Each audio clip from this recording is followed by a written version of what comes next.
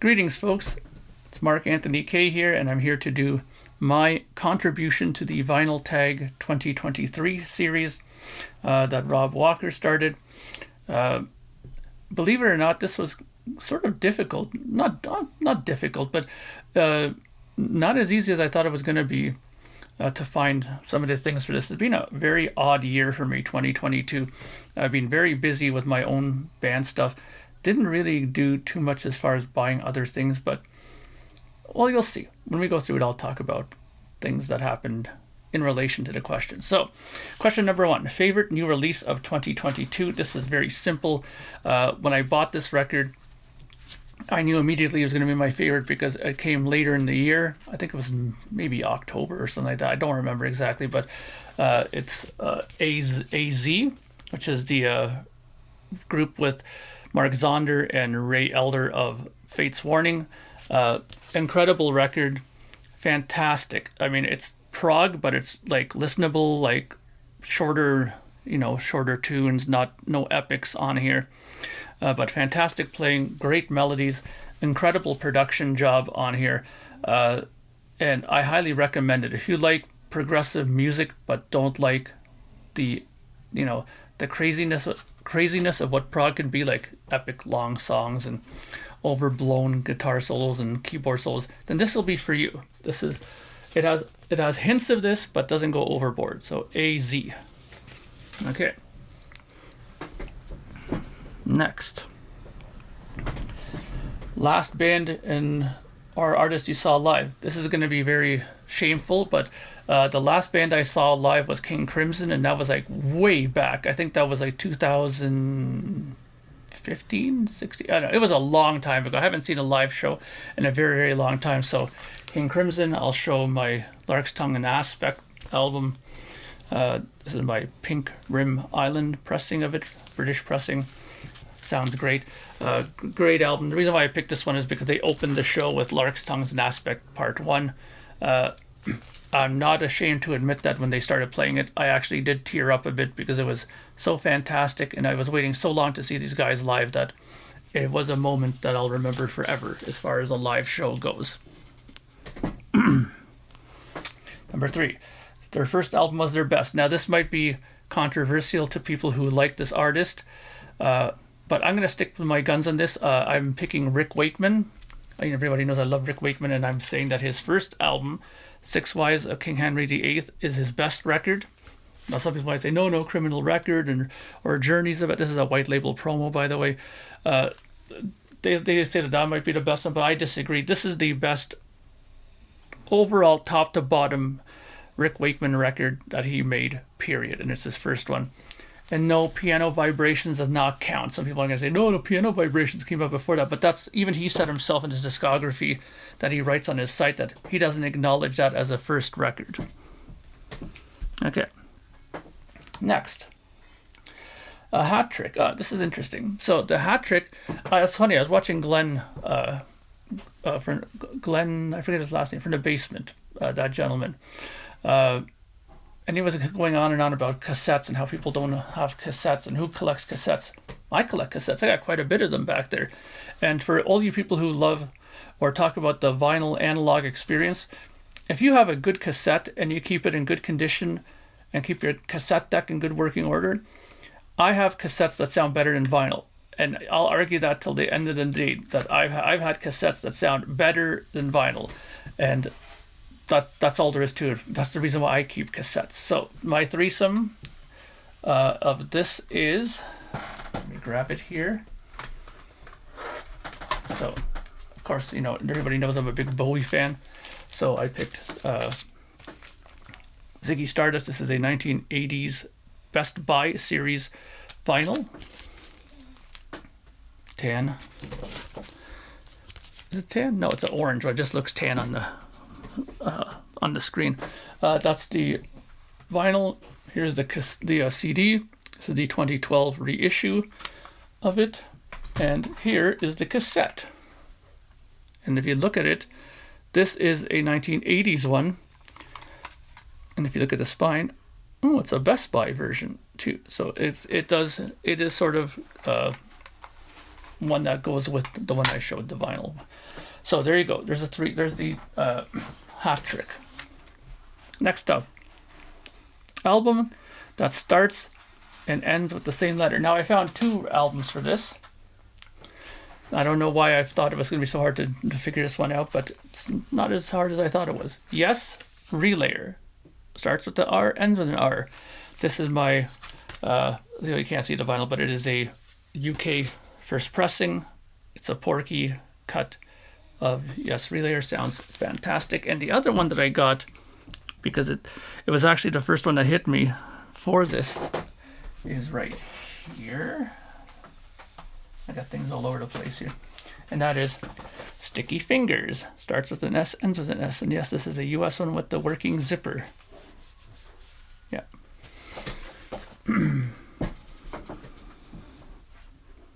Okay, what's next? Next up, we got Born the Same Year as You. You know what? I didn't get something for this because I'm born in 73, and I looked, and every single artist that they showed me that was born in 73, I don't own their stuff at all. I don't have any hip hop, country, or any of the. There's no. I didn't find one artist that I owned that was from 73, so I had to skip that. Next is a most listened to album in 2022. Now, the most listened album that I actually listened to was a band that it was an indie band. That has one album out that's incredibly difficult to find. The album and the band is called Easter Island. So I don't have it, but I listened to it on digitally. That was the most listened to. But if I'm going to do with something that I have within my collection, easily the most listened to record for me last year was Marillion, Clutching at Straws. I love this album. This is my Canadian first pressing of it. Yeah, I know I have an A&M inner label, but I just took that one because it's an anti-static sleeve, and I didn't want to put it in the inner sleeve that came with it. Yeah, Clutching at Straws, great. The last album with Fish on vocals. I love the Stephen Hogarth era of Marillion, but I have to admit I listened to this album the most out of all of it. And that goes in with the next one, which is the most listened to artist in 2022. It easily was Marillion, and I'm going to show this. This is the first single that they put out, Market Square Heroes. This is a UK, obviously UK first pressing of the first single, Market Square Heroes, with 3 votes down from the Candy and the epic Grendel on here. This is what made me get into collecting Marillion. Last year was a big year for me collecting Marillion. I have tons of their 12-inch singles and albums. Not nearly caught up with everything yet, but I'm getting there slowly but surely. Next. Australian band, AC/DC. I have all the AC/DC stuff on CD, but I have it in a CD holder that's down in the basement.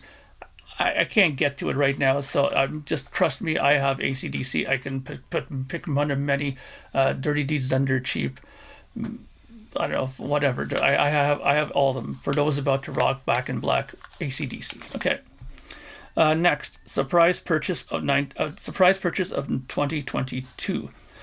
This was easily the surprise purchase for me because I didn't know it was coming out, and when I got it, it was just an impulse buy. Well, not impulse. I would have bought it anyways because I love this artist, but it was so good. It's easily the surprise purchase. That is Zappa 75 Zagreb / Lubinia. I don't remember how you pronounce that, but it's a live tour from Zagreb, which I believe is the former Yugoslavia. What an amazing performance this was. I was so shocked and surprised and happy to get this. It's easily my surprise purchase of this year. Mr. Zappa doesn't disappoint, let me tell you. Next up, an artist that you are complete with. Well, this is not going to be any surprise to people who know me. That's Kiss. I am complete with Kiss. For sure. I have everything, multiple copies and multiple everything of it. I got I think this album, the first album here, I have 9 variations of it. This is the RCA Record Club pressing of the album. I have I have a early copy, a Canadian copy. I got a U.S. first copy. I got everything. I got German pressing of this. You know, I'm complete. Okay. Next up, a great 3 albums. This was very easy. Let me just put them in the right order here, because I know I'll get blasted for not putting them in the correct order, of course. Sorry, give me 1 second here. Okay, so my favorite band, period, in the world is Rush. So I had to give them the honor of this. Farewell to Kings.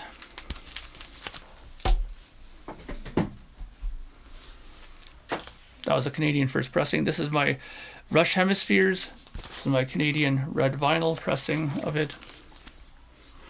And of course, you all know what's coming up next, and that's Permanent Waves. This is the 2015 reissue. Believe it or not, this is the only Rush album that I own that I don't have an OG copy of. I can't find one. Like in my stores, they don't have it. No, nobody's giving up that record. I don't blame them. It's a great album. Next up, 80s soundtrack. Now this, I didn't think I was going to have anything, and then I reminded myself, wait a minute, of course I have one. Labyrinth, David Bowie. This came out in 1986, I believe. It doesn't say on here. Yeah, but I'm very sure it's like 86 or something like that. 86, 87. Interesting soundtrack. It's not just Bowie on here, but, you know, I got it because I'm a David Bowie collector. I love Bowie. I think he's one of the best artists that came out ever. Okay, next we lost them in 2022. I'm going to go with Ian MacDonald. He was with King Crimson, but I'm going to show you a record that I think is far better than anything he did with King Crimson. That is MacDonald, Gott and Giles record. That's this here. This is my Canadian first pressing of it. There's the man in the back here, Ian MacDonald. Rest in peace, my friend. This album is like the finest wine. With time, this album keeps getting better and better. Every time I listen to this record, I just love it more and more. Just great stuff on here. I mean, there's a great video on YouTube with a kind of a King Crimson tribute band fronted by Jacko. Jacko, the guy who's fronting King Crimson now. And he had Giles and a couple of the guys in there, including Ian MacDonald back then, and they did songs off this record. So that goes to show you how much they liked this stuff in relation to the King Crimson stuff. Okay. Disappointing purchase of 2022. This was simple. I've seen a few people show this one. And I'm going to show just the CD version of it. I'm not going to even bother to get the vinyl of this because it's just not worth grabbing, in my opinion. Pink Floyd Animals, the remix, terrible. Absolutely, absolutely terrible. See, I can't even talk about it. Horrendous. I love this album. It's one of my favorite records from Pink Floyd. But the remix is terrible. Everything that I loved about this record was taken out of it with this remix. Things that I loved, just all the little sounds and little nuances and the weird sorts of verbs and how certain things were placed in the mix were all ruined in this. And people were also saying that their vinyl pressings of it, certain ones were complaining that they were noisy and not good sounding. Mine was okay. I wouldn't say it's completely noiseless, but it wasn't anything too much to complain about. But overall, I just think the record was not good. Non-vinyl purchase. The only non-vinyl purchase I can think of that I got is I got myself a guitar pedal this year. A distortion pedal. It's somewhere over there. I'm not going to go grab it. But really, do you guys want to see a guitar pedal? Okay. Next. You found a grail. Now, I didn't find any grails this year. Quite frankly, because I wasn't looking for anything and didn't have the money to dump for a grail. But this grail I got a little while back, and I was very happy to get it because I was looking for one for a long time, and they were harder to get than I thought because I wanted to get it complete with the sticker. And although I wasn't able to get that with the poster, I was glad I got the sticker, and that is the Japanese pressing Kiss Rock and Roll Over. This is in great condition, absolutely spotless. The Japanese know how to take care of their records, and this proves it right here. The Obi is in fantastic condition as well, not a rip or tear on it. I'm so happy I got this. It is a grail for me. It goes right alongside my Van Halen 1 test pressing that I had. That's my other grail that I have in my collection. Okay, what's next? Space themed record. There's only one record I thought of that was space themed. That's my friend Havard, his band Moonscape. This is very, as you can see, very spacey sci-fi album. This is called Chapter 2, Echoes from a, what is that? Cognitive Dystopia. Loves his big words, that guy, Havard. It's a great album. It's very heavy music, very heavy vocals and melodic vocals as well. Great stuff. I highly recommend if you like the heavier end of metal, check out Moonscape. VCLT. George, Wasaga George. How you doing, buddy, if you're watching this? He sent me a fantastic VCLT package. Quite a few 12-inch singles from Rush, and these are in great condition. I don't know why he gave them to me. Well, he knows I'm a huge Rush fan, but man, I don't think I would have parted with these. This here is Subdivisions. What's this backed with? Backed with Red Barchetta and Jacob's Ladder. 12-inch. Look at that, just fantastic. And those are not tears, that white. That's part of the artwork. Fantastic condition. And the other one, well, there was more of them, but the other one I'll show is this is Countdown, Red Barchetta, and Spirit of the Radio Live. There you go. Thank you, George, for that, by the way. They sound fantastic. They're like in spotless condition. And we're on question 20, and that is album released in 1973. I picked 2 records to show for that. The one is a no-brainer in my opinion. Yes, Tales from Topographic Oceans, one of the most controversial albums that came out in the 70s. Two records set, four songs, one song aside, each song 20 minutes long. That's prog for you, buddy, right there. Okay, but this has probably one of the best album covers, and was voted by many magazines as probably the best album cover ever. And I don't disagree. And the other one, which is the one I actually picked first for this, is a band that I really love, and I'm looking for the live version of this, and that is Beck Bogart Apathy. What a great album this is. Fantastic stuff. Too bad they only did like one record and a live one. This is on the Orange Epic. I'm still trying to find a yellow label Epic, a first pressing of this, but this sounds fantastic, so I'm not really in some big hunt for it. So there you go. That's my contribution for the Vinyl Tag 2023. Sorry for some of the things I didn't show. Like I said, I either didn't have it or I didn't have the means to get it at the moment. But I hope you guys are all doing well. Happy New Year, and I'll see you guys out there. Take care.